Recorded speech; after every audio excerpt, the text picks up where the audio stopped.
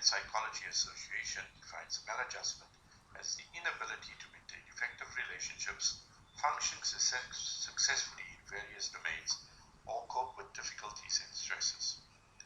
Therefore, based on this wide definition, one can see that it will differ from person to person and will also differ across professions. It is also important to note that there may be differences in the amount of maladjustment based on the demographic and geographic locations of teachers. I was unable to find any definitive studies comparing teacher stress levels to those of other professions, either in South Africa or any other country. What can be said, however, is that there is a perception among many teachers that their jobs are quite stressful. A poll reported by MarcoLearning.com showed that about 46% of teachers reported high daily stress. This is on par with nursing, which is also polled quite highly. Both of these are public service or public sector jobs. Another report by the National Foundation for Education Research in England found that 20% of teachers felt tense about their jobs compared to 13% in other similar occupations.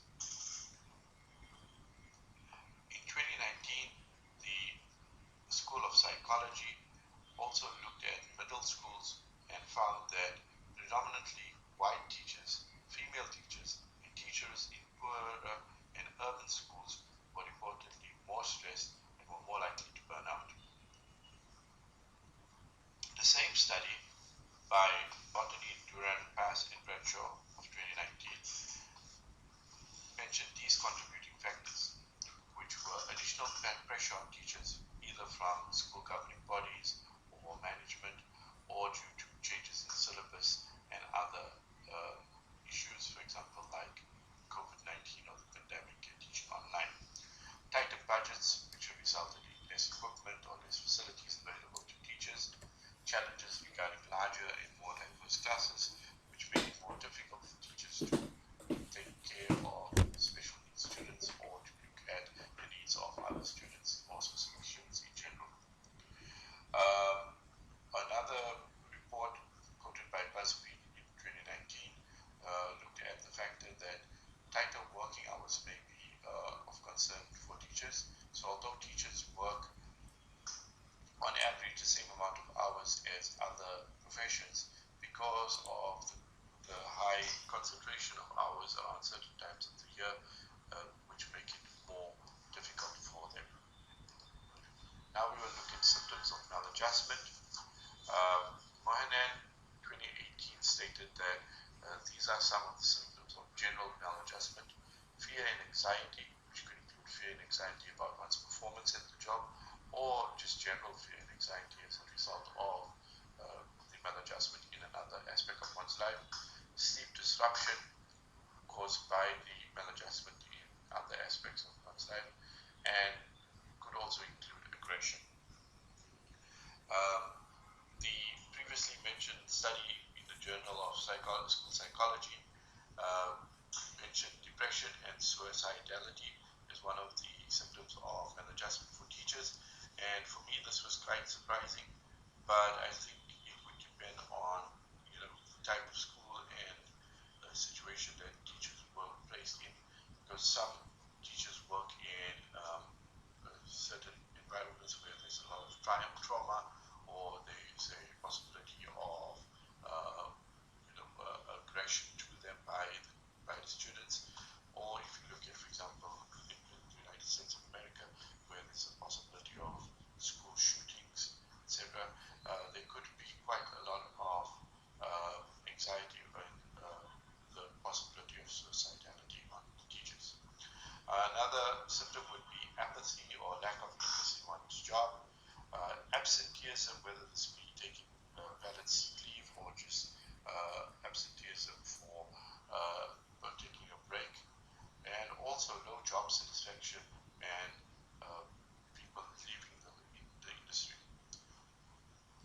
So how can we overcome, or how can teachers in general help each other to cope with these types of stresses? Before I go into detail on these, I would like to mention that the study that I'm quoting this from, by Evans et al. 2022, looked at a specific model that they use in schools in America, where they use a three-pronged approach that is unique to them. But I gleaned from that specifically these three aspects that I think could be applied to teachers across the world. So first of all would be to create awareness of the challenges and the possibility of maladjustment within trainee teachers as well as teachers currently in the field. And I think by creating awareness, one makes it apparent that there's no need to be stigmatized, and also that one as a teacher may understand that this is something that other people also do go through, and it is not something that is unique or that is a weakness on your part.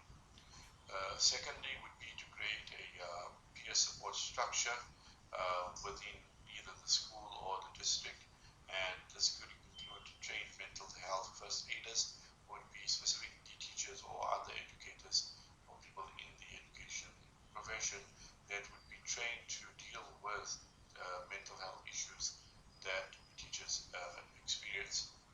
And then lastly, it would be to increase mental health training for teachers to be able to identify and cope with their own challenges, and to eventually perhaps become mental health first aiders to others.